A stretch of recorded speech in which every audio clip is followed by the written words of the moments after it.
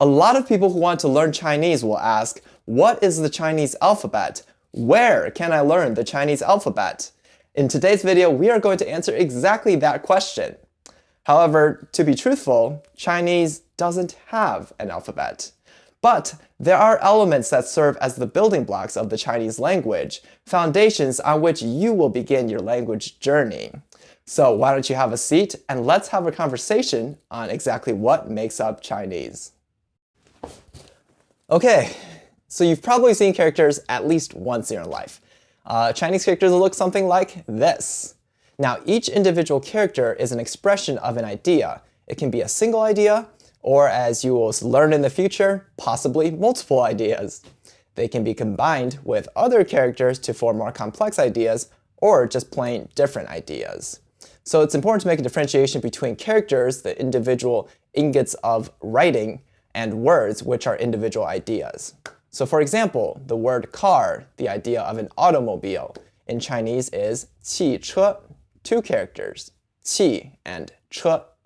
So I also want to interject real quick and point out that there's two sets of Chinese characters. There's traditional characters, which are traditional, and there's also simplified characters, which are more commonly used nowadays. And simplified characters were standardized in the 1950s by the People's Republic of China in order to improve literacy rate.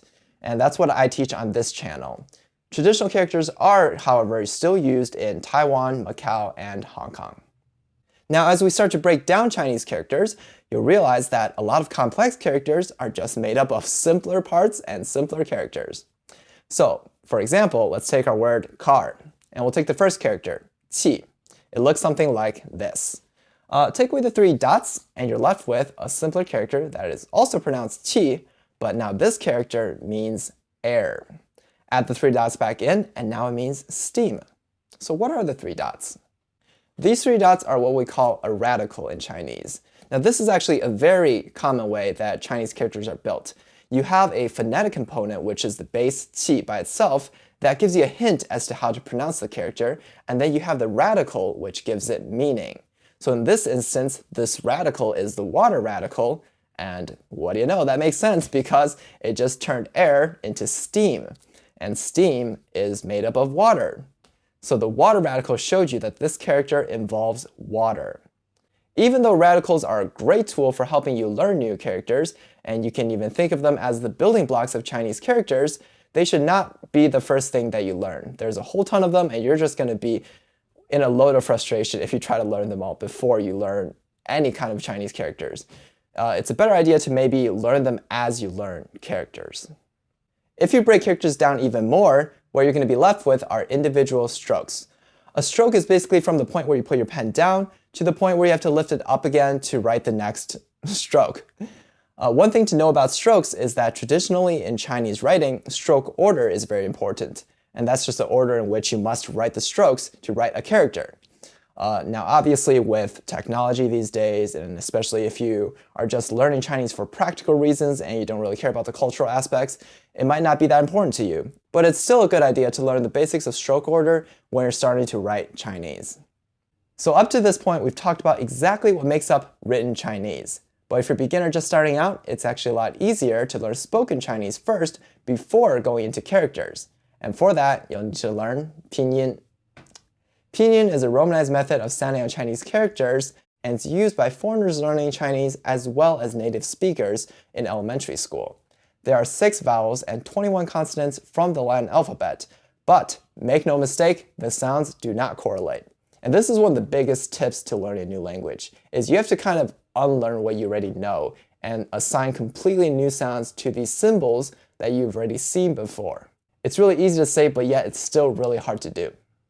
Every pinyin spelling will also have a tone marker on top of the letters, and it looks something like this. Because Chinese is a tonal language, and what that means is that your inflection for how you say the word changes its meaning. So, mai is not the same as my. One means to buy, and the other means to sell.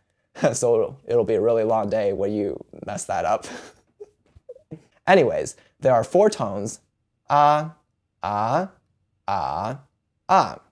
And there's also a neutral tone, which just means that you say it like you would if you were speaking a non-tonal language, like English, for example. So there are really two goals for learning Pinyin. The first is it allows you to learn spoken Chinese without having to know characters. So you can still write down the Pinyin for words that you're learning and be able to remember them. And the second goal is, as you're learning Pinyin, you're also training yourself in the correct pronunciations of Chinese. And this is really important because pronunciation is really hard to correct later on if you develop a bad habit early on.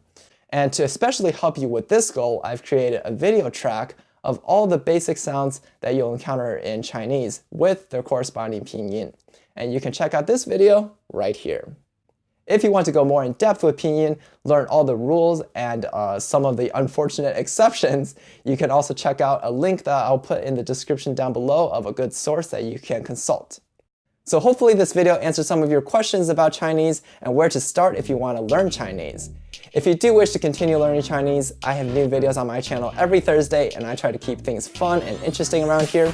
So subscribe to my channel, and I'll see you guys in next week's video. 下次再见了，拜拜。